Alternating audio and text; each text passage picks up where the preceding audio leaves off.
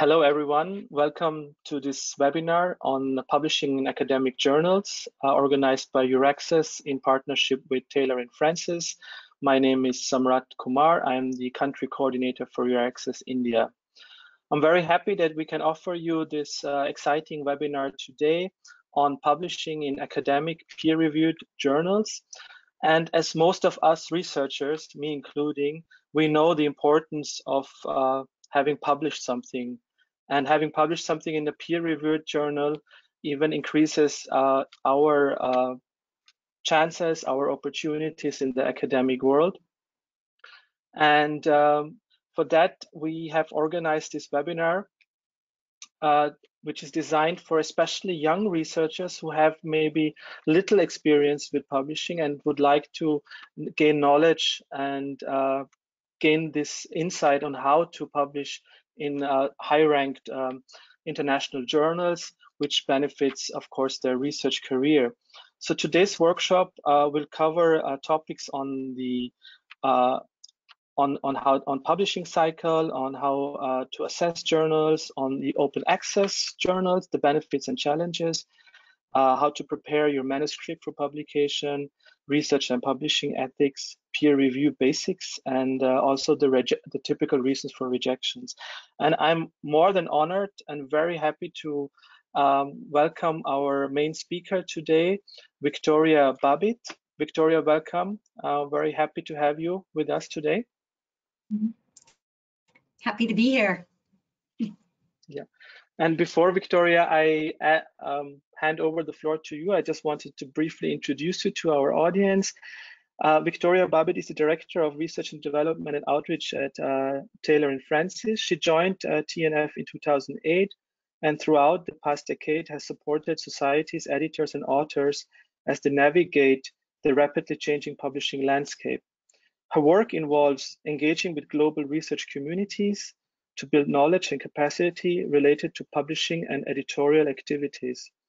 Prior to joining Taylor & Francis, Victoria was a postgraduate researcher within the field of geography, focusing on migration at the University of Washington in Seattle in the US. So Victoria, actually, it's great that you also have a research background, so you much more understand, of course, also the mindset and the concerns of young research when it comes to, getting the first article published. So this is really great that you can speak from both sides, not only from the publishing side, but also from the researcher side.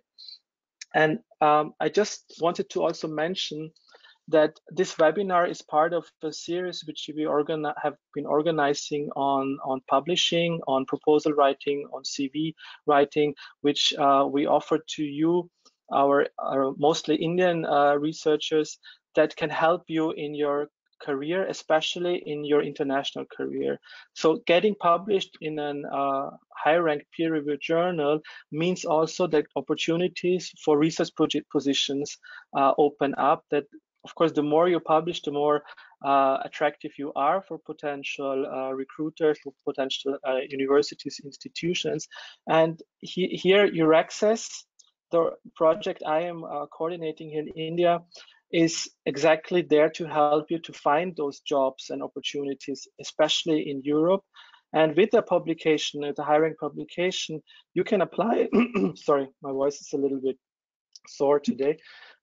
You can apply for job positions in Europe, and you can find them on the Euraccess India portal, our website, where we have job and funding icon where you can look for funding opportunities in Europe in PhD postdoc fields. We have a partnering tool where you can look for host institutions. We have an information and assistance tool which provides you with information regarding moving to Europe, the benefits you have as a researcher in Europe, and also personalized assistance by our officers and colleagues in Europe. Another aspect is the Euraccess Worldwide, where we have not only an India office, but we have also offices across the globe where we can also connect you with peer researchers. So I think most of you know about Euraccess. Just for those who are new, if you are interested to know more about our services and activities, you can just sign up and become a member for free, and you get all the information about funding opportunities in Europe. We have a couple of events coming this month. As I said, we are having another webinar with Taylor and Francis on April 22nd, where we will give you insights and a training on how to increase the impact of your research. And we are also, for those who are interested in a postdoctoral research fellowship in Europe, we will have a webinar on April 20th on the Marie Skłodowska-Curie postdoctoral fellowship called 2021, which is going to open pretty soon. And we will have a very good training on that, on this fellowship, and how you can apply and how you can successfully get this grant. So if you want to stay in contact with us, you can choose any of the social media platforms as per your convenience. Of course, you can register, as I said, to our community. You can contact us via email. Of course, we are on Twitter, Facebook, and also your access index on LinkedIn. So kindly, stay in touch with us, reach out to us. We're very happy always to assist you as So before we start with the presentation of Victoria, just some webinar information regarding the rules. So there is a possibility to post your questions in the question box. You will see there's a Q&A box. You can post those questions while the presentation is going on, and we will collect your questions and have them then presented to Victoria at the Q&A session. Maybe there is, due to time constraints, we'll not be able to answer all the questions, but if you feel your question has not been answered, please send us an email and we will try our best to answer that for you. Technical issues, kindly try first to, if you're facing any technical issues, there's always the possibility during the webinar to log out and log in again. Don't worry, we will send you a follow-up email with the link of this recording, with the presentations, but also you will receive your certificate, your attendance certificate in the follow-up email, which we will send to you probably by beginning of next week. And at the end of the webinar, we will also ask you for 2 minutes of your valuable time to share your feedback with us. So that's the introduction. Now I kindly ask Victoria to share your screen and you start your presentation. Thank you.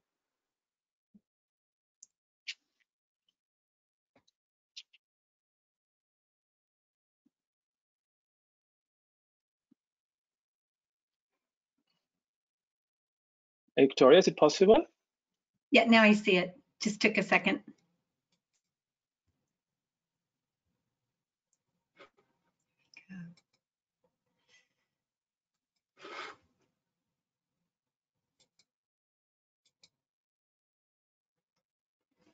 Great.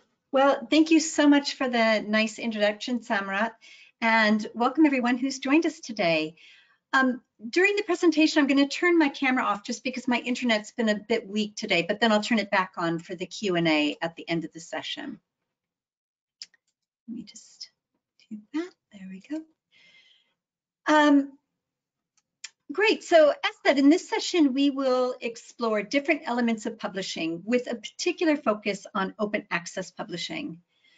And as Samrat said, if you have any questions, please just write them in the chat box and I'll try my best to address them at the end of the session. And along with the recording of the session, I will provide the slides to everyone as well, so you don't have to take too many notes. Today, we will be doing a bit of polling as well. So we will be using Mentimeter. The address is there on the slide. And if you have an extra device on you, say if you're on a computer but you have a mobile phone, I suggest opening it up on that other device just so it can be open at all times, because we'll be using it throughout. Otherwise, just open another window on your browser. And we're going to be using the same code throughout, so you don't have to continuously log in. So right now, I'd like all of you to go to Mentimeter. So that's www.menti.com. And I'm just going to escape this here and go to the great.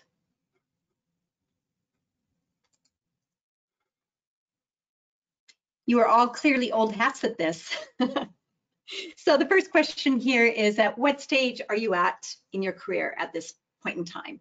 So it's PhD student, postdoc, lecturer, or assistant or associate professor, professor or other. And other can be a master's student, it can be an undergrad student, it can be a practitioner. So it's all-encompassing category. Great, it's really balanced out here.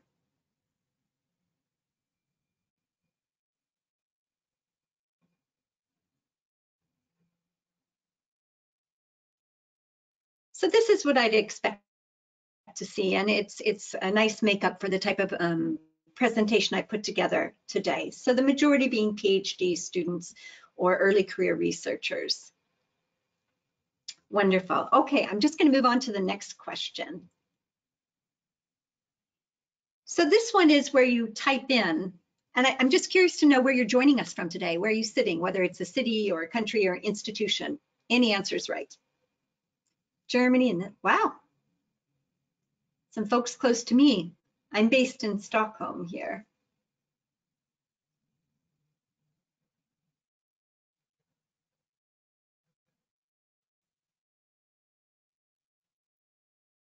Wow, it's quite a diverse group.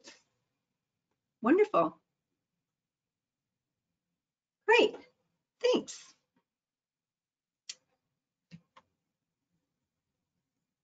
And next, I'm curious to know if you've published before. So yes, multiple times. Yes, but only once.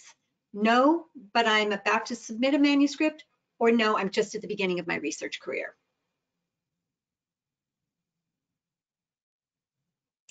So it looks like quite a few of you have published numerous times.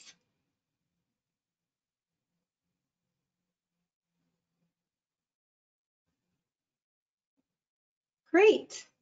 That looks like it's settled there. So the majority have published numerous times, with the next category being no publishing at all. Well, hopefully there will be plenty of tips for you in this session to help you with your future publishing activities. All right, so we're going to go back to the presentation here. Wonderful. So to start today, I thought it might be useful to take a look at the publishing landscape as it looks today. And the statistics I'm sharing with you today are coming from the STM report from a couple years ago. So these numbers are actually already out of date. So there's approximately 10,000 publishers in the world today, and around 5,000 of those are indexed in Scopus. And those publishers are publishing around 33,000 plus English language peer-reviewed journals. And there's another 9,500 plus non-English language peer-reviewed journals being published today. And this number tends to grow year on year by about 3.5%. And those journals are publishing over 3 million articles a year. And that number tends to grow by about 3% year on year. However, we've seen that these growth rates have been accelerating in recent years. So we see an increase in new journals of about 5% year on year, and an increase in new articles published by about 4% year on year. And this is in part due to an increase in research and development spend on the part of governments worldwide. And that investment is going towards supporting the work of between 7 and 9 million researchers, depending on your definition of researcher. And the thing that I find interesting about these statistics is, of all those researchers, only 20% are repeat authors, which means basically 80% of those researchers publish only one time. Irrespective, as you can see, this is a really active landscape, and it's important for you to think through your research and publishing strategies if you would like to make an impact. One of the key ways of making an impact is publishing in the right journal or the right platform. And before you begin investigating possible journal options for your work, it's essential you spend time understanding your project and the audience you would like to reach. Throughout your career, you're likely to be involved in many different types of research, which will produce a variety of content. And typically people focus solely on the research article, but you may publish review articles, whether that's a literature review or a theory review or a systematic review. They tend to be highly cited. You might publish a position piece or a case study, or you might publish a book review. And for those of you just starting out, this is a great way to kind of dip your toe in the publishing world, is publishing a book review. Now, sometimes your work will be written for specialists in your field, but you may also choose to engage in public scholarship, so writing for the general public, or you might want to write policy papers, something of that sort. So do take the time to determine your objectives. And when you begin investigating the appropriate place to publish, remember, you're joining an ongoing conversation in your field. So you want to make sure that you're contributing thoughtfully to that conversation with something new. You're adding something new to that conversation. Now we're going to pop back to Mentimeter one more time. Let me just pop this up. And I'm curious to know, what qualities do you look for when you're selecting a journal to publish in? So what's important to you in terms of journal qualities?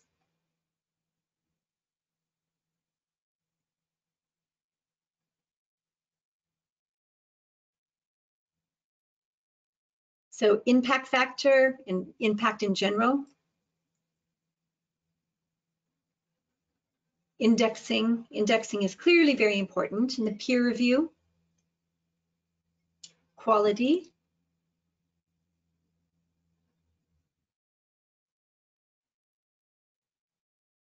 So it's a lot about kind of indexing and impact factor, Scopus, and this sort of thing. But quality is getting up there as well.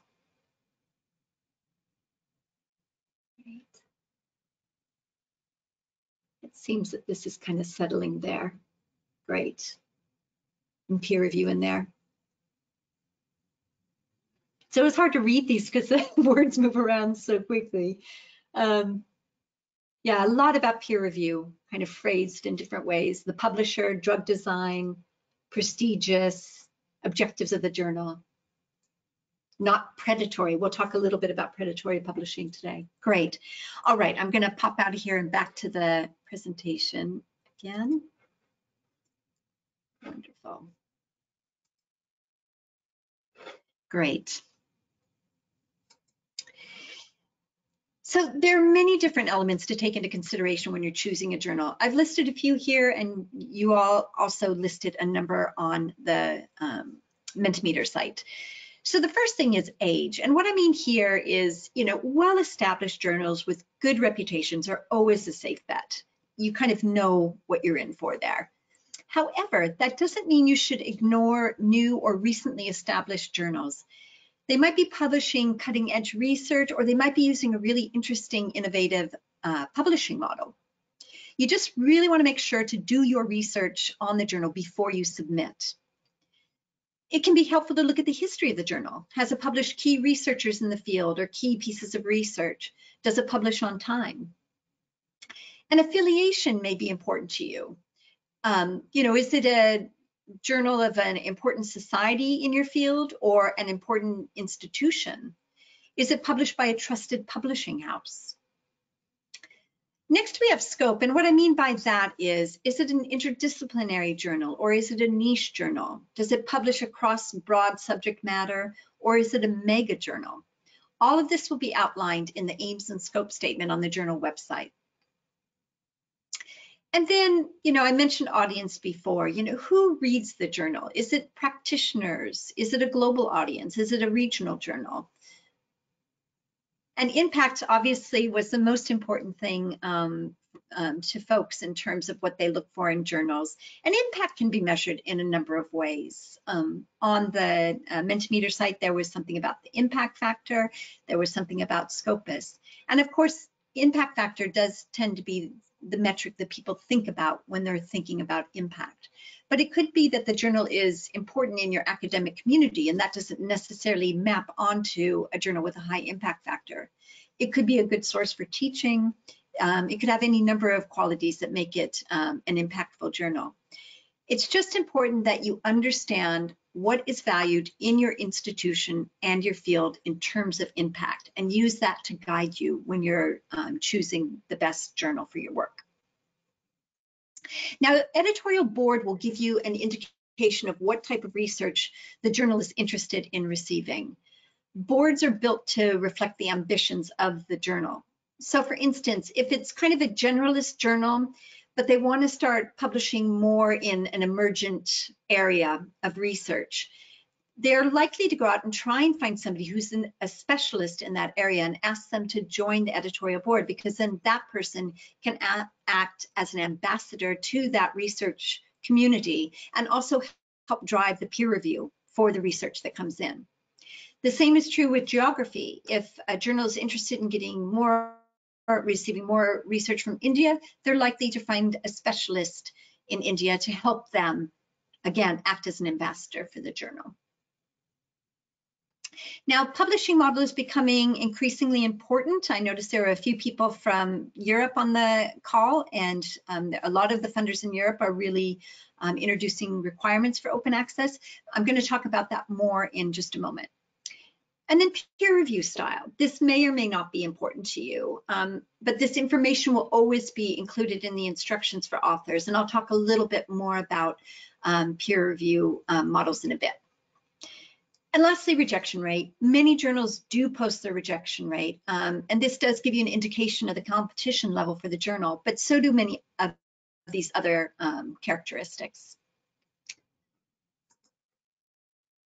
Still, after taking into consideration the different characteristics, it can be challenging to choose a journal.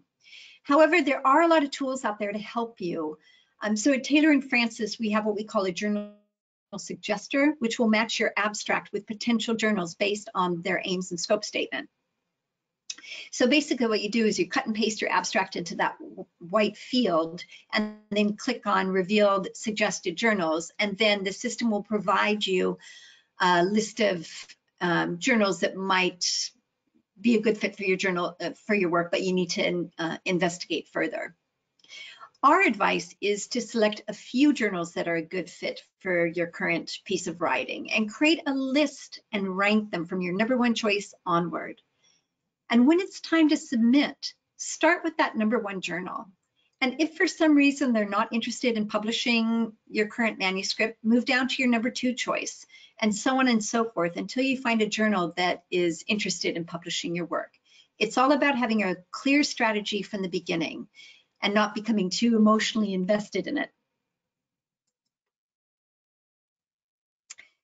As I said, I'm going to focus a bit on open access today, so let's just start with the basics so that everyone's on the same page. There are two essential elements to open access. One is making content freely available online, and the other is making content reusable by a third party after it's been published. And I'll briefly discuss both of these elements. So people use many terms to discuss the varieties of open access. You will have heard most likely green open access.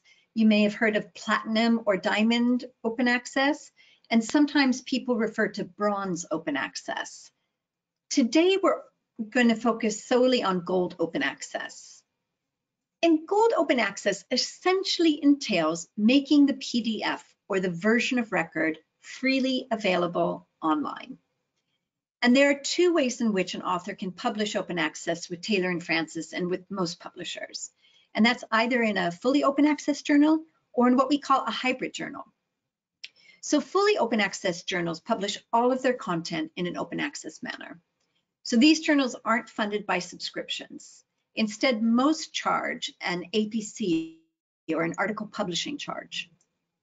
However, many journals are funded by societies, and some are funded by institutional agreements. And in this case, either the author doesn't have to pay the APC, or they may pay a reduced fee. All of this information should be clearly presented on the journal website under the instructions for authors.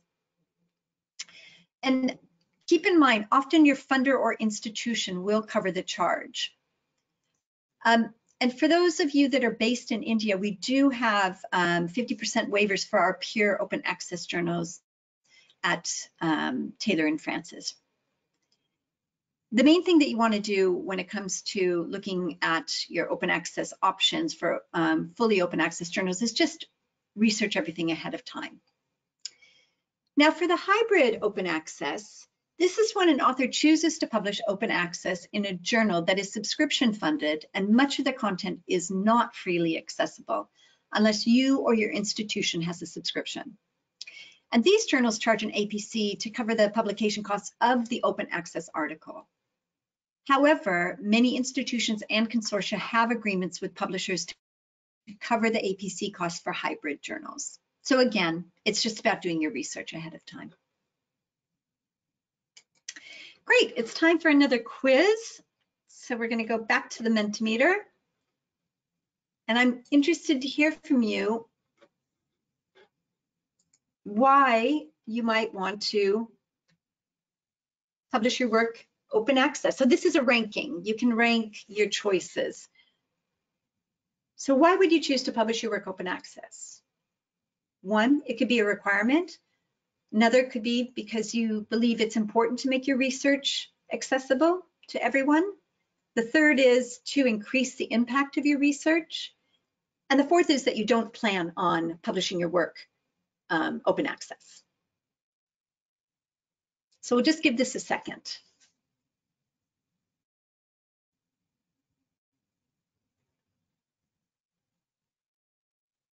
Seems to be settling on impact and then the belief that it is important to make all research freely accessible.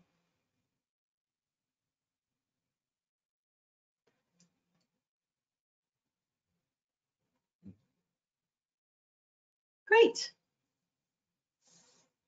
All right. Back to the presentation here. Thank you. Well, what are the benefits of publishing open access? I think you all kind of voted on the main ones there, and that is the main benefits are greater visibility and with that potentially greater impact, both within the research community and the broader public, because of course everyone will have access to the work, irrespective if they're sitting in an institution or if it's your neighbor who is not an academic. And the access and visibility and impact can spur innovation and collaboration. So at Taylor and Francis, we have seen that open access articles typically receive substantially more citations. So we see about a 32% increase in citations. And we also have noticed that there's greater readership with over 6 times as many downloads, which perhaps isn't surprising because everyone has access. And as I mentioned earlier, increasingly in many countries, regions, and institutions, open access has become a requirement, or at least strongly encouraged. Now, the second element of open access is how your work can be used after publication by others.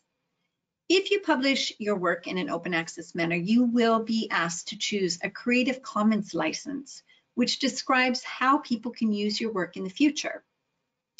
Some journals don't give you a choice on which type of license you can use, so it's really important that you investigate prior to submission if you have any concerns about this. And here are the licenses you're likely to come across. So the first license and the most common is CC BY. So this license allows authors to use your work in any way they choose, as long as they clearly attribute the authorship and original publication. So they can't claim it's their own work. And this tends to be the default license for fully open access journals. The second license here is CC BY NC, and the NC stands for non-commercial. And here an author can use your work in any manner, but they can't profit from it. For instance, they can't include your article in a book that they will subsequently charge money for if you've used a CC BY NC license. And then next we have CC BY ND, and the ND stands for non-derivative. And here the author cannot change your work in any way. They must use it in the original form. For instance, this would mean that they couldn't publish a translation of your work. And then lastly, we have CC BY SA. And this means that when people use your work, they need to attach the same license. And this is also important to be aware of when you're using other people's open access work.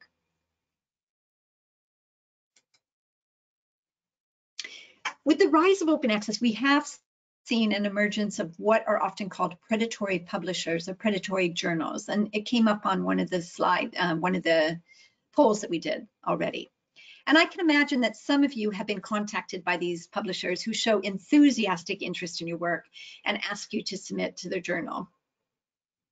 And the websites and journal names oftentimes might be really similar to well-known, well-respected journals, and their websites will feature information that's just slightly incorrect or misleading. So they'll say something like they have a global impact factor instead of impact factor, which is the common way of referring to impact factors. And here's some other key characteristics of predatory journals. They oftentimes have hidden or unclear author fees. And that's why I said that all of that information about APC should be clearly stated under the instructions for authors on a journal website. You shouldn't be surprised by a charge at the end of the process if you've been paying attention. And they tend to lack quality peer review of articles by experts in the field. And they also guarantee acceptance or the promise of very fast publication time. So they'll talk about 1 week or 48 hours for peer review. And for any of you that have published before, you know that that's unrealistic. Now, luckily, there are some resources out there to help you make sound decisions about where you'd like to publish. For instance, one resource is Think, Check, Submit. And this is a cross-industry initiative which aims to help researchers make informed choices and to publish their work in trusted journals. And so what Think, Check, Submit has done is they've created a toolkit with a set of questions that you can ask about a journal as you're assessing it in terms of appropriateness for publication. So it can protect you against fraud and publishing malpractice. The next resource here is the DOAJ, and this is a database for open access journals. And the journals in this database have been screened to ensure that they're legitimate. However, like many databases, there is an assessment period, so new journals that are legitimate may not be listed immediately. And in those cases, you need to make sure that the journal in question is published by a respected publisher. And here's where the last organization I've listed here, OWASPA, can help. So OWASPA is an organization for publishers and service providers working with open access. And the members of OWASPA need to meet certain standards to be included. So if the journal you're considering, and again, we're talking about open access journals, if that journal you're considering publishing in isn't included in the DOAJ and or the publisher is not a member of OWASPA, you should proceed with extreme caution. So today we won't be doing a writing workshop, obviously, but I do have some simple guidance for you to consider while preparing your manuscript. And the first piece of guidance I have for you is think like an editor. Put yourself in their shoes. You want to make it as easy as possible for them to read and to enjoy your work. And keep in mind that depending on the size of a journal, an editor can receive anywhere from 50 to well over 1,000 manuscripts a year. So you want to make sure that yours stands out. And here's some basic tips to help you make your argument easy to read and understand. Write first and edit later. This will help you to create a through line in your paper. So that line that's going to hold all those different parts together to help you keep a narrative going throughout. And remember, simplicity is key, especially when you're dealing with complex theories and complex problems. So think about your sentence structure and your use of passive voice. And when I was teaching, I used to tell my students to try and limit their sentences to 2.5 lines, because once you get to that third line, as a reader, you start losing track of what the point was. So think about keeping your sentences at a reasonable level, and also mixing up the size, having some shorter sentences, some longer sentences. It just helps with the helps the reader follow along. And the same with passive voice. Sometimes we have to use passive voice when we write, especially in method sections, because you don't tend to write, I did this. Instead, it tends to be phrased as the research was conducted in a passive construction. That's fine. Just make sure to mix it up. The goal is to make it as easy as possible for the reader to understand your arguments and your evidence and to enjoy reading it. And the most important strategy to achieving this is to create a clear and easy to follow structure to your paper. Irrespective of disciplines, most academic papers follow this model, the IMRAD model. It's especially important that you create a strong introduction. So that would be 2 to 3 pages that establishes the research question or problem you're exploring, provides a clear thesis or argument which is easy to see and understand. And make sure your argument stands out. Don't bury it in the midst of a paragraph on the 3rd page. It should be really prominent. You should also provide an outline of the structure of your paper. So I call it a roadmap here. And this should let readers understand what they can expect in the paper. And then that would include the methods or theory section, the results, discussion, and conclusion. And of course, different disciplines call these sections different things, but I think it's safe to say most do follow this model for the standard research paper. And lastly, keep in mind, your role is that of a storyteller. It's up to you to give life to the exciting story of your research. I mean, obviously your research project has kept you interested for a couple years. So translate that enthusiasm you had for the research into your paper and be brave and bold in telling that story. Now, once you've published, you of course would like people to be able to find and read your work. And this begins with the basics, the first elements of your article that potential readers will see, which is the title and the abstract. Title styles and formats can vary somewhat depending on subject area and of course individual writing style. However, there are a few things to keep in mind when you're composing your title. The first thing is write the title after you've written the paper. I think that's, not too controversial. But I would say that if you do struggle with coming up with good title ideas, it's not a bad idea to have a piece of paper next to you where you can kind of jot down ideas as you are writing. And keep your titles fairly short and to the point. I looked at a lot of different advice on titles, and most seem to say about 16 words or fewer is reasonable for a title. And your title should be very straightforward.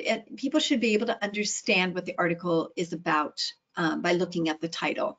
So that means you should avoid using any specific jargon or abbreviations that are particular to that subject area, because not everyone will understand that. And lastly, include some of those essential terms from your papers, those keywords, and make sure to feature those at the beginning of your title, because that helps with search engines. So when people are using those keywords in searches, if you have them at the front of your title, your article is likely to fall higher up in the results list. And why are abstracts important? Well, abstracts should tell the reader what the article is about. They're like mini film trailers. They should give a sense of what the story is without providing all of the detail. The other thing about abstracts is this is usually what a potential peer reviewer will look at when assessing whether or not they should review a paper. So they'll look at the abstract to figure out, is this in my specialty area? And if it looks like it is, then they'll take a look at the paper. So your abstract is actually really, really important for all parts of the process, pre-publication and post-publication. And here's some basic tips. First of all, as with the title, it's difficult to write a decent abstract before you actually finish the paper. as the abstract is an overview of the content. So wait until the end. And make sure that you understand that you know the parameters for the particular journal you're submitting to. So most journals do have word counts for the abstracts, and some journals have really particular guidance on format and structure. You also want to think about who your potential audience is and write it for them. So if you're hoping to draw in more of a practitioner audience, you might use different language than you would use if you were hoping to draw in researchers that are deeply embedded in your subject area. Often people use unnecessary words with abstracts, such as they'll start the abstract in this paper, or they'll have some other kind of filler words. So I recommend that after you've written your draft, you can write your draft with all those filler words. And then after you've written it, go through and remove everything so that you're left with just the essential information. And if you end up revising your paper after you've written the abstract, which you're likely to do during the peer review process, make sure to go back and review and revise the abstract so that it matches the newest version of your paper, because you may have changed some really essential elements. And lastly, you want to read your paper out loud and have others read it for fluency, because if your abstract's difficult to read, it's unlikely that people will click through to the article, because they'll assume that the article is really poorly written. Okay, before we discuss the process further, I'd just like to take a moment to highlight some of the ethical issues we see on a regular basis. And issues around publishing ethics are seemingly on the rise, or I think we're just getting better at identifying the breaches, perhaps. And on the slide here, I've got a few of the issues that we see on a regular basis, and this is just a partial list. We could easily have a full session on publication ethics today, but I'm just going to focus on 3 of the most common issues we deal with on a regular basis, and that is authorship issues, and then duplicate submission and publication, and then plagiarism and text recycling. So authorship disputes are quite common, and they tend to slow the process, slow down the peer review and the production process. Because when an issue arises, when a dispute arises, we as a publisher and the editors have to stop the process and ask the authors to resolve it and come back to us with a written agreement, because we don't know what happened before the article was submitted for peer review. And often the issues have to do with disagreements over who's included on the authorship line, the sequence of names, and perhaps who's responsible for the different parts of the process. So to avoid any problems, it's extremely important that you have a written agreement between all the co-authors regarding the responsibilities and the sequence of names and what journal you're going to submit to before you actually submit. Now, apart from the standard authorship disputes, here are 3 distinct issues that we see. The first is ghost authorship. And this is when a significant contribution to a manuscript has been made by someone without acknowledgement of their contribution. So their name would not show up on the authorship line. And this is an issue because we can't know if there's a conflict of interest. Next, we have guest authorship. And this is when authorship is granted to someone who doesn't meet the ethical standards for authorship. And it's usually because of their seniority or their reputation or perhaps their influence in the field. Now, this has been a common practice in some institutions, but anyone on the authorship line should have made a significant contribution to the paper, as they will be held responsible for it in the future. And lastly, we have authorship for sale. And recently, there have been a number of cases where individuals or predatory publishers or increasingly paper mills offer to add an author's name after a paper has been accepted for publication, but they charge for this. And these actors are preying on the desperation of scholars who are under pressure to publish more and more articles to progress in their career. So who qualifies as an author? Well, I've listed a number of qualities on the slide here, and I just want to note the word "and" is linking these qualities, not "or." the main takeaway is that any listed author is a representative of the published paper and should have in-depth knowledge about all aspects of the study as published. So that means the rationale, the methodology, the analysis, and the interpretation.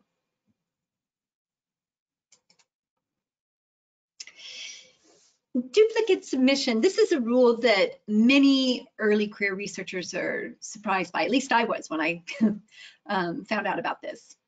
And why would submitting to more than one journal at a time be a problem? Well, when you submit your paper to a journal for peer review, you are committing to publish in that journal if they accept your article. And they in turn will use their time and their resources to review your paper and help you improve it. And it's important to remember, you can only publish a paper once. There can only be one version of record out there. Now, this is actually quite easy to detect because often the papers are sent to the same reviewer who will then alert the editors and the publishers. For instance, when I find out about it, it's usually another publisher contacting me and saying, we've got a peer reviewer who's looking at the same article for one of our journals and for your journal. And at that point, we just stop the process and go back to the author and ask for an explanation. Now, this can often happen because there wasn't a clear agreement on the roles and responsibilities between the co-authors. Hence, two of the co-authors accidentally submit the same paper to two different journals. But I have to say, editors are becoming less forgiving and will often withdraw the paper in question from peer review. Now, sometimes it is okay to submit work that has been presented elsewhere. You just need to be honest with the editor about the previous presentation or publication or posting. Transparency is key. So for instance, if you have published an article in one language, but you would like to publish it in another language, you just need to contact the editor of the journal where you'd like to publish and ask them if they would be interested in publishing a translation of an article that's already in existence. They may be happy to do so. You also need to make sure that it's okay with the original publisher that you publish a translation. So make sure that you obtain permission on both sides. Similarly, with data presented at conferences, it's not unusual to publish an article that's based on content presented at a conference. In fact, it's part of the research process and communication process. You just want to make sure to clearly state that the data or an earlier version of this paper was presented at a conference. And lastly, preprint servers. These no longer are an issue for most journals. Again, if you have posted an earlier version of your paper on a preprint server, cite that original posting in your paper and let the editor know that a version of the paper can be found in the archive or repository and provide a link. And then if your article is published, go back to that preprint server or repository and add a link to the final version of record so that people can find it. Right, next we have originality. This is our last issue we're going to cover today within ethics. And originality issues are also becoming much easier to detect. Most journals use software to measure incidences of overlap with previously published work. So most of you know that if you use someone else's ideas or processes or words, you need to clearly cite them in your paper and provide a full reference to the work. And this is true of all content, including websites, blogs, and your own previously published work if you're using the same ideas again. Now, on the flip side of that, we are seeing a rise of text recycling, or what's often called salami slicing. And this is when you use the same ideas and data or words excessively to the point that it's not offering anything new to the literature or field. There's no new insights in the article. And this often happens when you have a research project that should have led probably to 2 articles, but you try and squeeze out, 3 or 4 articles out of the same content. That 3rd and 4th article probably isn't really adding any new insights or anything new or pushing the research field forward in any way. Anything you publish should be original content, and it should be pushing the research field forward. So once you're ready to submit, there are a few steps that you should take. First of all, it's a good idea to review what's already been published in your journal of choice. You may find some work that's relevant to your own, and in that case, do reference that previously published article, but only where appropriate. Again, you're joining an ongoing conversation. So if they have published a lot in the area you're working with, it's just respectful to give a nod to those previously published articles. But again, only if it's relevant to your work. And then make sure that your work matches the aims and scope of the journal. And I've got a little snapshot of an aims and scope in the upper right-hand corner there. These statements describe the journal's mission and the type of research they're interested in publishing. So editors and societies spend a good deal of time actually crafting these statements so that readers and librarians and future authors understand exactly what the journal is about. And one of the main reasons manuscripts are rejected is because the research did not fall within the scope of the journal. So you'll find the aims and scope statement on the journal website. Sometimes it's on the landing page, or on that main page, they'll have a link to it. The other thing that you want to take some time looking at before you submit is the instructions for authors. Make sure to read them carefully and follow all the instructions, because these are the rule books for the journal. So they'll provide guidance on how to format your paper, the word counts for the different types of content they accept. They'll talk about their peer review process, and they'll provide information on any relevant charges. So that's APCs, or it could be a submission fee, or it could be page charges. And lastly, just a quick word about language. I get this question a lot. People want to know, should I submit my, send my paper to a language editor before I submit? And I've asked a lot of the editors I've worked with this question, and most have said they're happy to look at a paper as long as they can understand the argument and the methods that were used to make that argument. The language doesn't have to be, picture perfect at that stage. However, do try and have someone who's had some experience with international publishing read your paper for fluency, just to make sure that they can understand all of your ideas in a clear enough manner. And if you do feel that you need some language editing before you submit, many publishers like Taylor and Francis have editing services, and some journals also have editing services. You just need to check the website. And here are just a few more things to keep in mind while you're submitting. First of all, in most cases, you'll be submitting to an online system. So take the time to, take a look at the system to see how it works, so that you understand what all the requirements are, and make sure that you have all the files on hand that you're going to need to submit. And if you're using images or data that's not yours, make sure that you've taken the time to obtain permission to use those. This is your responsibility, not the publisher's. And as I mentioned earlier, to avoid any problems or mistakes, make sure that you have an agreed upon plan with your co-authors on who's responsible for what and which journal you're submitting to. And also be certain that you have their correct information. So the correct spelling of their name or the preferred spelling, their most relevant email address, their current affiliation, etc.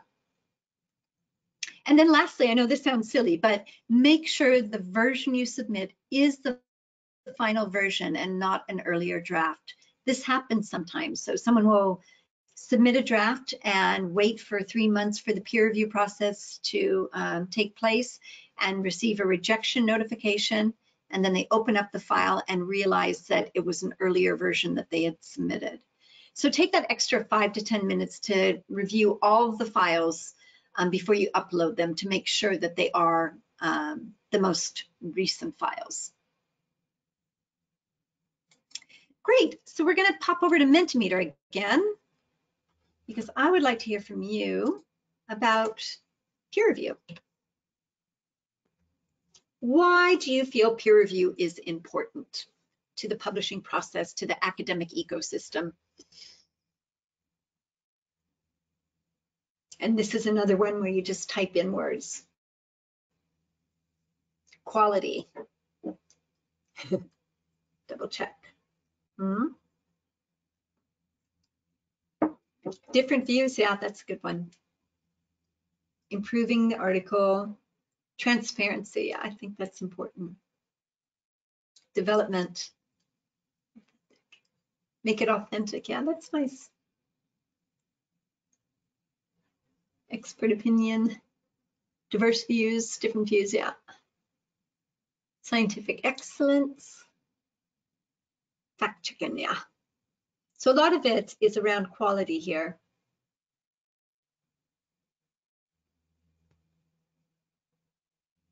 Research development, yeah.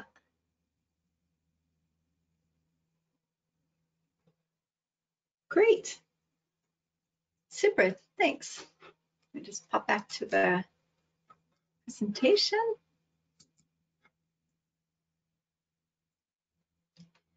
I think the main value that peer review does add is that quality to that quality and trust in the research, definitely. I just wanted to take a look at what peer review looks like in practice. And as I mentioned earlier, there are 3 different types of peer review, so some different types of peer review, and these are the 3 you're likely to come across. So the first one is single blind peer review. And this is when the reviewer, the peer reviewer, knows the identity of the author, but the author doesn't know the identity of the peer reviewer. And this tends to be the most common type of peer review within science, technology, and medicine disciplines. And then the second type is double-blind peer review. And this is when all of the identities are hidden. So the peer reviewer doesn't know the identity of the author, and the author doesn't know the identity of the peer reviewer. However, it is fairly easy to discern the identity of the author if they presented their work previously, or if they've cited themselves successively, that sort of thing. And then lastly, there's open peer review. And this is where all the identities are known. So the peer reviewer knows who the author knows who the peer reviewer is. And what I'll say about open peer review is there are a lot of different types of open peer review. So the basic is just the identities are known. But for instance, with our F1000 research platform, the entire process is transparent. So the public can see the original submission, they can see the peer reviewer's comments, they can see the different revised versions of the article, as well as being able to offer some comments. So there's a community function where the public can comment on the paper. Of course, those comments are reviewed before they're posted and that sort of thing. So there's a wide variety there. So do make sure to look at the instructions for authors to see what their version of open peer review looks like before you submit your article. And here are the main roles involved in the peer review process. So we have the editor, of course, who will assess the article to see if it's a good fit for the journal in terms of content and quality. And then they will select peer reviewers. So if it's a really large journal with a lot of kind of subdisciplines, sometimes they'll assign a manuscript to another board member who will then find the external peer reviewers. And then once the editor receives the report from the peer reviewers, they'll make a final decision regarding publication. And the peer reviewers, they read and assess the article and any data included. So most journals have 2 to 3 external reviewers assess a manuscript. And then they write a short report and they'll give some suggested additions or changes for the author. And then they provide a recommendation to the editor regarding publication. And then lastly, we have the journal staff, and they're oftentimes a part of the publisher. And they're responsible for the systems that are used in peer review. So they'll help with communication between different actors in the process, but they're also there to help you if, for instance, you're having a difficult time uploading files. That's the person you'll be in contact with. And then here's an overview of how peer review works in most cases. So your manuscript is submitted to the journal and it goes through an initial check by that person that works on the system. And they'll look to see if everything is in order. So if the article isn't formatted correctly, or if it's missing files or other components, it will be returned to you with instructions on what to do. And then once the files are in order, the submission is sent to the editor for a quick review. And so the editor will look at that great introduction that you've written, those 2 to 3 pages, and they'll take a quick look at that and decide, does this fit the journal? And, you know, they make a decision at that point if they're going to send it out to peer review. And at this stage, it can be rejected if it's out of scope of the journal, if it's not complete, if it's unreadable, or if it's not understandable. And this is called a desk reject. Now, if the paper is of interest, if it does fit the journal, the editor will send it out for peer review, usually to 2 or more external reviewers who are specialists in the field. And they will read the work and provide a report for the editor with recommendations for a decision. And the most common recommendations are revise and resubmit, either with major revisions or with minor revisions. If you get this decision, you should celebrate. This means they're interested in your work, but they just have some suggestions on how you could make it even better. Now, revise and resubmit with major revisions means you still have quite a lot of work to do, but they like your ideas, or maybe they like the data set you're working with. And then if it's revise and resubmit with minor revisions, then it's usually just a small few changes that you need to make. But in general, they're excited to publish your paper. Now, your paper can also obviously be rejected at this point as well. I have included accept here with a star. It is possible that your paper will be accepted without revisions, but it's highly unlikely. And I always like to tell the story of Eugene Fama, who won the Nobel Prize for Economics a few years ago. And I'm based in Stockholm, as I said earlier, and so I'm able to go to the Nobel lectures that the laureates give when they win the award. And so I went to the one for economics a few years ago, and I was listening to Eugene Fama present his paper, and I couldn't follow along because it was advanced mathematics, and that's not my that's not my specialty area. But at one point, you know, he's presenting this paper that led him to win the Nobel Prize, based on the research that led him to win the Nobel Prize. He's in his mid-70s. He's talking through this paper, and he takes a step back and goes, "Hey, I think that's one of the only papers that was ever accepted without revisions." So, you know, again, here's a man in his 70s winning the Nobel Prize, presenting the work that led him to win the Nobel Prize, and it's one of the only articles that was accepted without revisions. So that's just to say, every piece of writing can be improved upon, and you need to prepare yourself for revisions. Now, once you make the revisions, you will resubmit to the editor, who will then either accept it at that point or send it out again to the reviewers to see if they're happy with the changes you've made or if they have further comments. Now, here's the bad news. Your paper can go through this process a couple of times and still be rejected. So I'll tell you how to avoid that in just a moment. Responding to reviewers' comments is one of the most important parts of the publishing process, apart from writing the actual article, of course. At times when you receive the reviewer reports, it can feel like a rejection, especially with revise and resubmit with major revisions. Do try to avoid becoming too upset.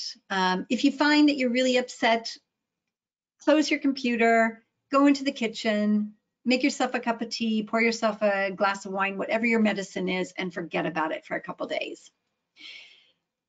And when you are ready to get back to work, carefully read the letter that the editor sent.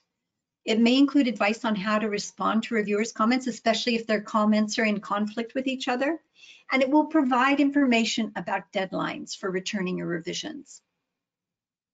If you have co-authors, set up a meeting to review all the reviewer comments, and make sure to share all the reports with everyone prior to the meeting so they have time to digest it before you meet. And then go through the reviewer reports and make a list with every single suggestion they've made in the report. And you may want to group those suggestions by category. So you might want to have all their recommendations for changes for your literature review kind of grouped together, or the methods section grouped together. And then go through that list, comment by comment, and decide which recommendations you would like to adopt, and then make those changes. And keep in mind, if the peer reviewer misunderstood something, it might be that you just didn't explain it as clearly as you had thought you did. And a good trick for doing, dealing with this is try to have someone who's not a specialist in that area read your explanation, and have them help you clarify it. Oftentimes, if someone's a specialist in the field, they'll fill in the blanks. If you haven't explained something well, they'll kind of fill in the gaps. So do try and have someone who maybe isn't a specialist look at it and help you improve the language. Now, here's the key to avoiding the fate of going through the revisions process a couple times and still being rejected. When you send back your revisions, you must include a separate note to the editor, which clearly details how you have addressed each of the peer reviewer's concerns. So where you have adopted the peer reviewer's recommendation, clearly detail what you've changed and where that change can be located in the paper. So the page number and the line number. Some journals do welcome the use of track changes to help editors and peer reviewers see what you've done, but you still need to, have a note in that letter to the editor stating what you've done. Now, you're not going to agree with all the peer reviewers' recommendations. That's absolutely natural. In that case, you need to clearly and respectfully explain why you chose not to amend your paper. So be specific. For instance, if the peer reviewer thought you should cite another paper, but you feel it's out of scope of your project, explain why that is, so both the peer reviewer and the editor understand your reasoning. And then once you've detailed how you've addressed each of the peer reviewer's comments, review your response to the editor to make sure that you've included all the recommendations and the actions that you've taken, and that you've done so in a clear manner, and that the letter is professional and devoid of any frustration. It can be a really challenging process, so it's understandable if you may become a bit frustrated during the process. It's just important that that doesn't influence your communication with the editor. Remember, it's really important to be respectful and professional during this process. This is your community and your future network. You may end up submitting to the journal again. You may be asked to peer review articles. You may want to become a board member on, one day, or you may want to collaborate with the individuals that are currently reviewing your paper. So keep all of this in mind during the process. And remember, the editor and the peer reviewers are trying to help you publish the very best version of your work. Peer review is an absolute gift.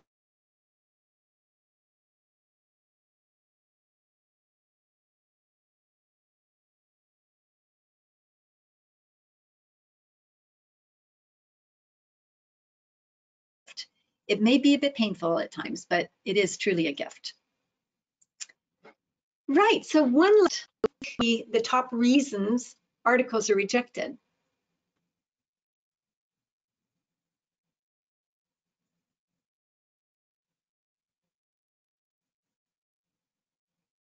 Poor quality, lack of novelty. I always felt that was going to be the top one.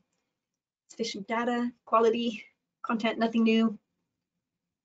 Grammar, not relevant to the scope of the journal.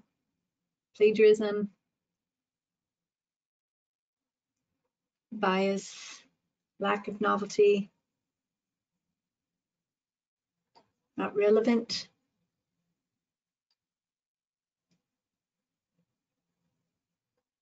Similar bias.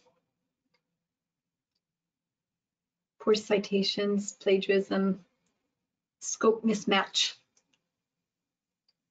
lack of novelty, lack of clarity. Oh, you've covered a lot here. Not well written, repetitive,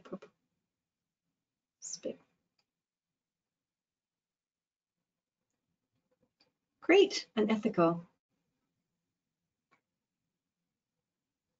Wonderful. Okay. I'm going to pop back to the presentation. So you definitely captured quite a few of the reasons our editors have said articles are rejected. So the top 10 reasons for rejection come from our editors that we've spoken to. And the first one, a few of you mentioned, and that's scope. That tends to be the number one choice, that the number one reason why articles are rejected. The majority of articles are rejected in that DES reject phase. So again, remember to carefully read the aims and scope of the journal and look at what's been previously published. And secondly, there's that sense that it's not really a journal article. So either, somebody's tried to make a thesis chapter into an article, or maybe the writing style is too more fits better with public scholarship and that sort of thing. So that comes back to the point I made early on, taking the time to understand what sort of writing project you're undertaking, and then researching the best platform for your work. Number 3, too long, too short. That's really easy. That's just looking at the instructions for authors and finding out what the word or page counts are. And then 4 through 9 really encaptures a lot of the comments you made. And I think the solution to this is the same, and that is share your work as much as you can with as many people as you can, and find those colleagues that will give you really tough critical feedback designed to help you improve your work. So, we all have those friends that look at our work and go, wow, this is great. Those aren't the people you want looking at your work. You need to find those people that are really going to help you create the very best version of your paper. And, definitely share it with people within your bubble at your university, but do think about sharing it outside of your network. So if you have the opportunity to present at regional or international conferences, do so. And that is becoming easier because everyone's gone online. So, no longer, people no longer have to worry about travel costs and such. And the other thing that we did in my university is we had a work group that met once a month, and it was interdisciplinary. I'm a geographer, and so it was folks coming from different social science disciplines, and we would meet once a month and read one person's piece of writing.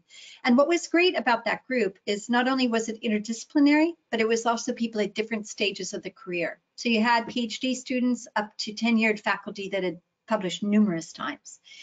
And what was really useful is that it really demystified the process, because, those of us that were quite, just starting out could see how much everyone struggled with writing, with communicating their findings.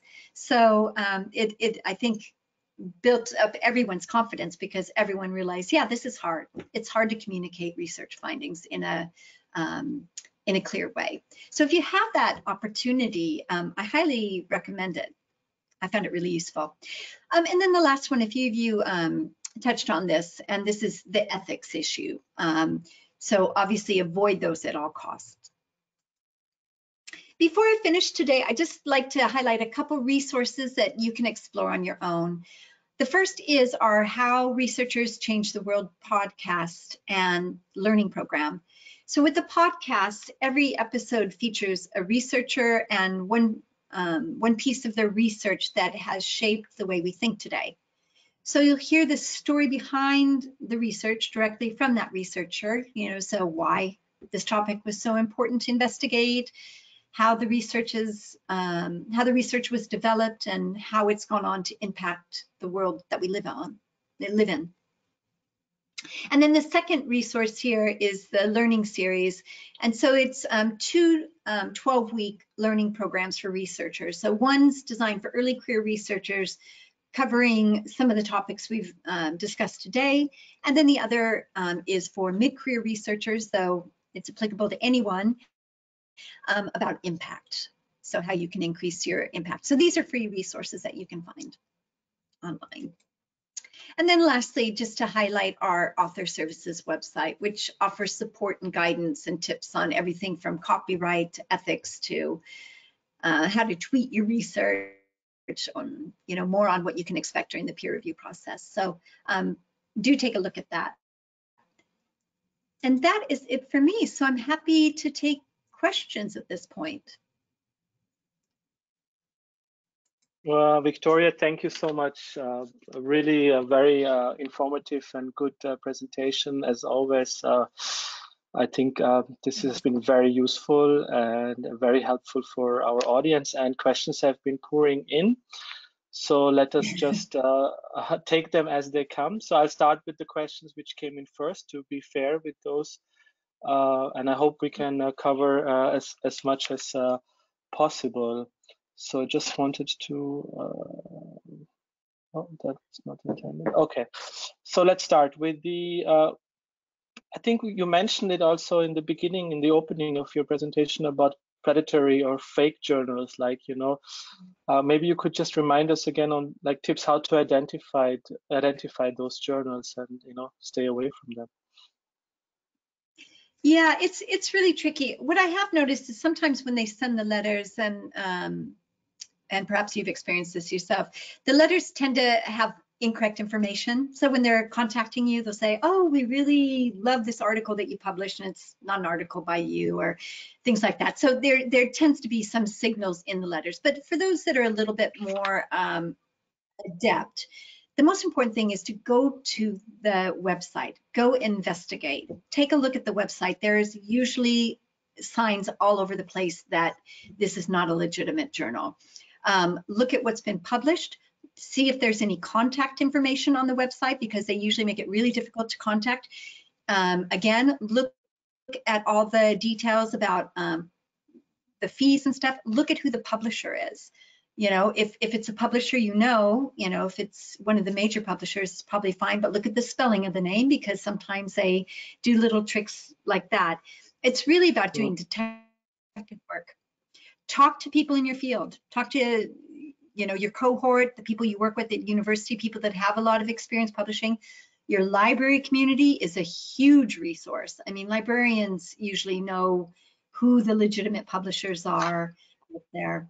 And then I shared those other resources. You know, predatory publishers usually are peddling an open access model because they're looking to make money. So they tend to frame their journals as open access journals. So you do have Think, Check, Submit, which has a list of questions that you can go through when you're looking at the website.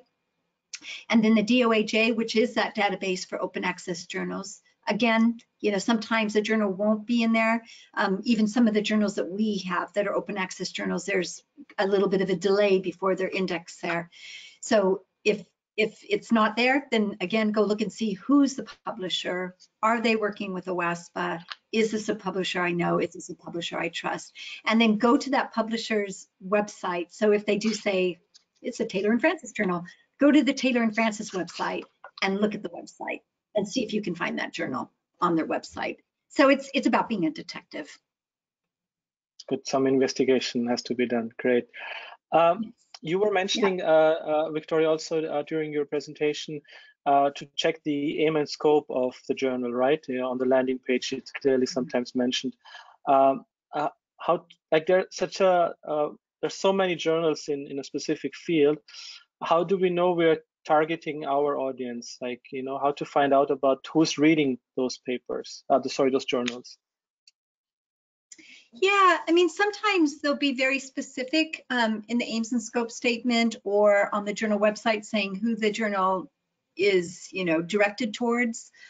So they'll give really specific information. Sometimes you can see, you know, you'll definitely be able to see usage information on websites to see how much usage the journals and different articles are getting. Citation information is always available. And at least for all of our journals, and I think increasingly across publishers, information like altmetrics data that will, you know, kind of show how a journal, an article is being shared in social media and this sort of thing.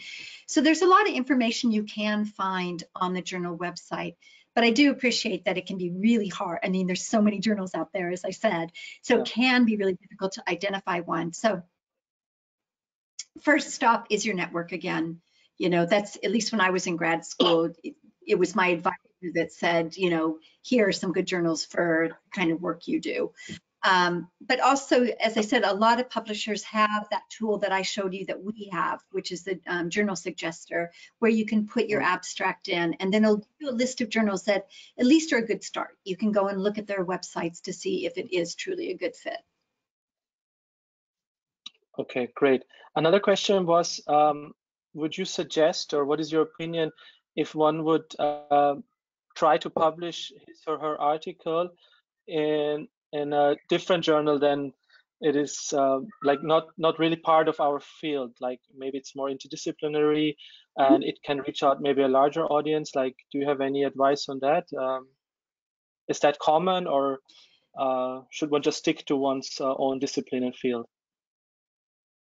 Well, I mean, I think that it happens a lot that, people are, I mean, again, I mentioned that I'm a geographer, and most people working in geography are working in areas that overlap with other disciplines.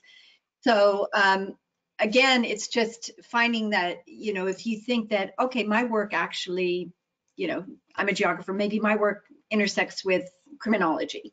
And I find a criminology journal that is doing the same kind of, or publishing similar research using similar kinds of methods and communication styles as the research I do, then maybe that is appropriate.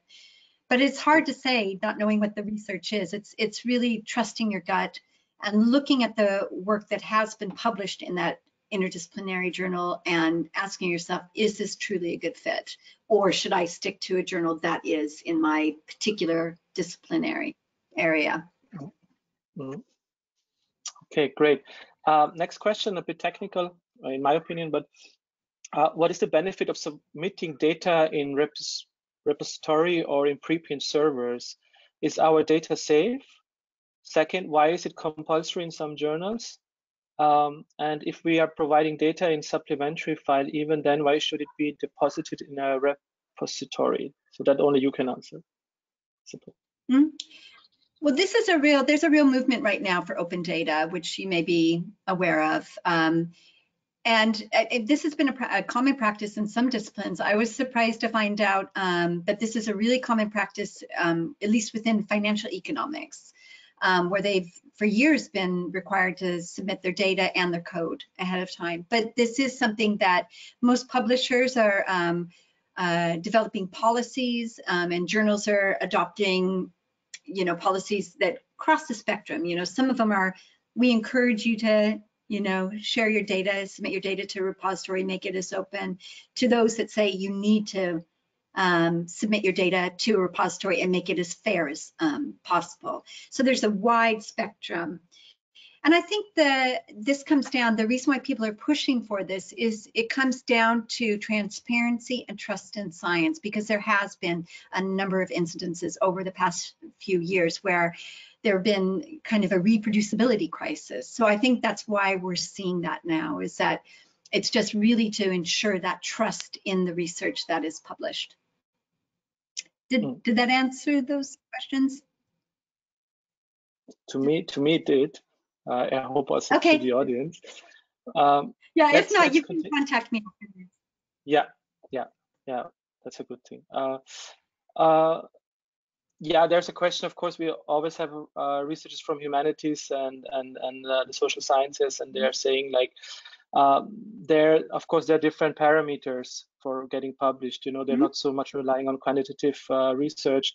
So could you say a few words on the specific aspects researchers from humanities and social sciences should keep in mind when trying to get their papers published in peer-reviewed journals?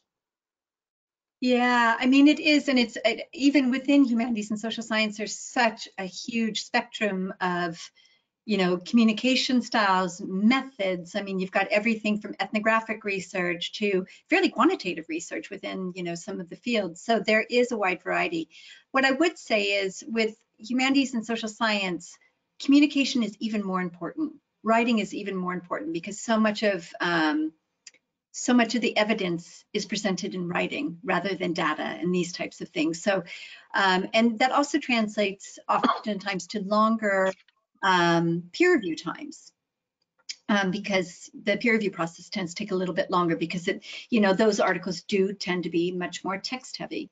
So I would say with humanities and social science, obviously read, see what is the norm within the subject area, see what is the norm within that journal that you're interested in submitting to. And one person that I was doing a presentation with a few years ago said this, and I thought, oh yeah, I think I did that too.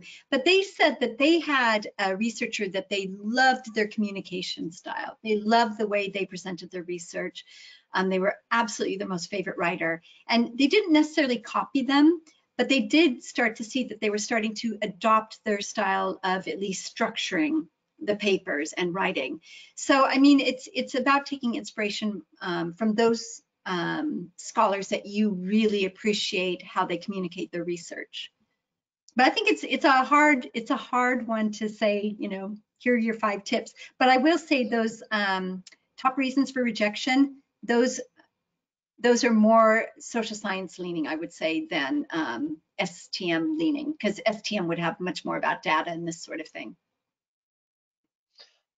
Maybe we could offer a webinar for students, researchers in social sciences, humanities. That could be maybe one of the option, and then we could go more in detail, in depth about. So that would be great. Maybe we could get a couple of come in. Yeah. So that maybe Victoria and you and I could discuss, and then maybe we could offer something like this. Another question, I think we have a few more minutes, if that's okay for you.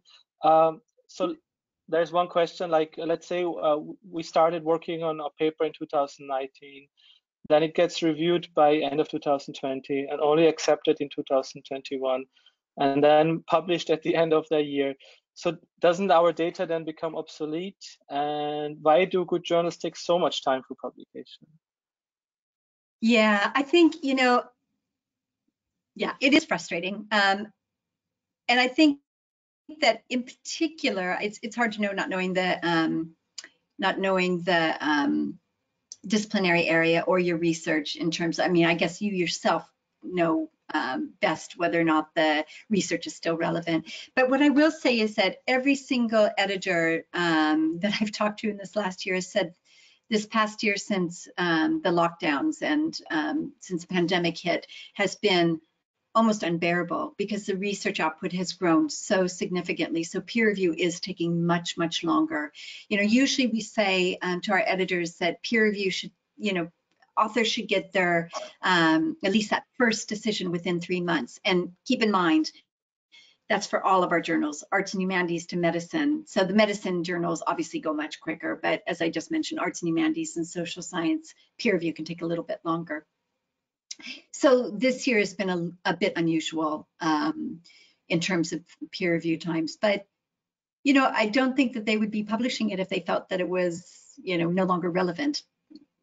And yeah, but I can't speak more specifically since I don't know the particular situation. Yeah, yeah.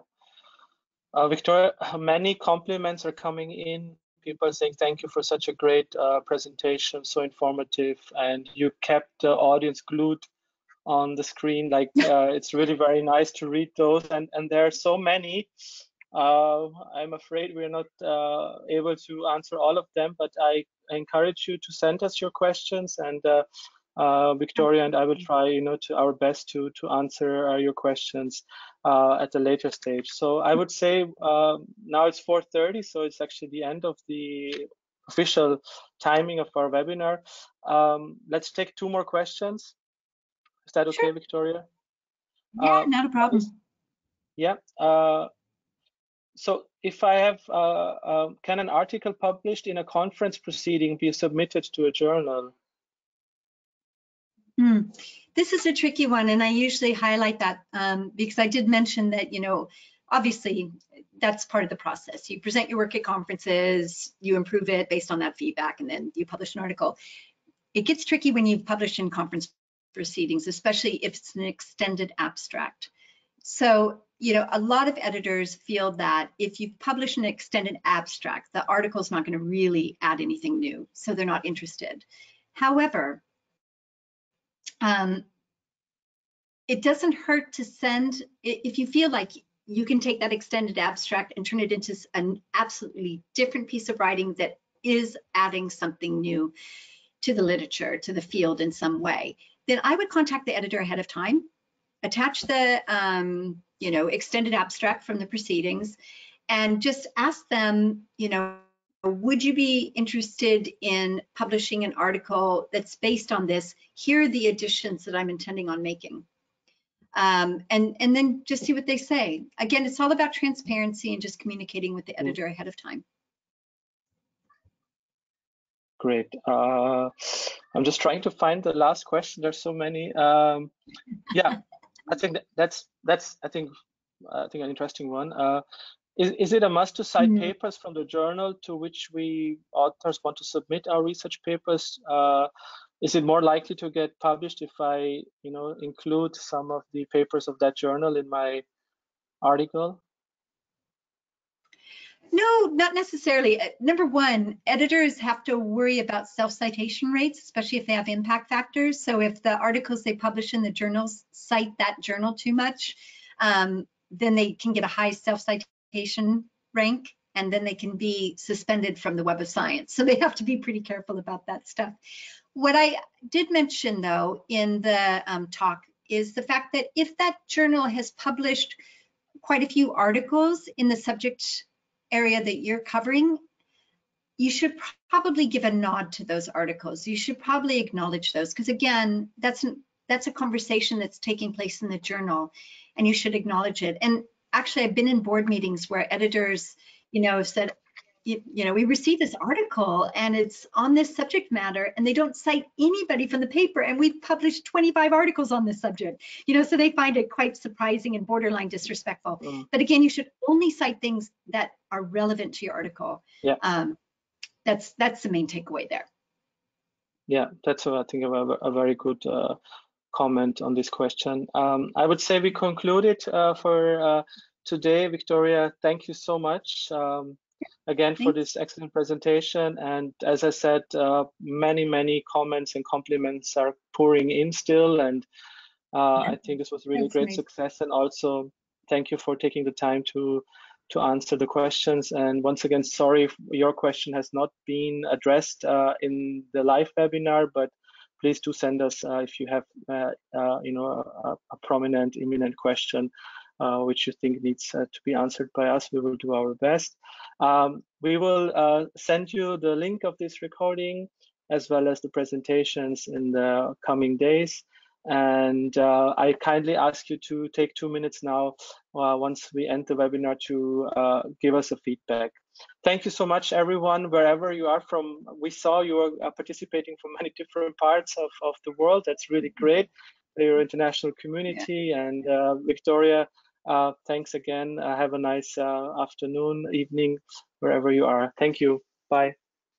Yeah, thanks so much. Bye, everyone. Bye-bye. Bye.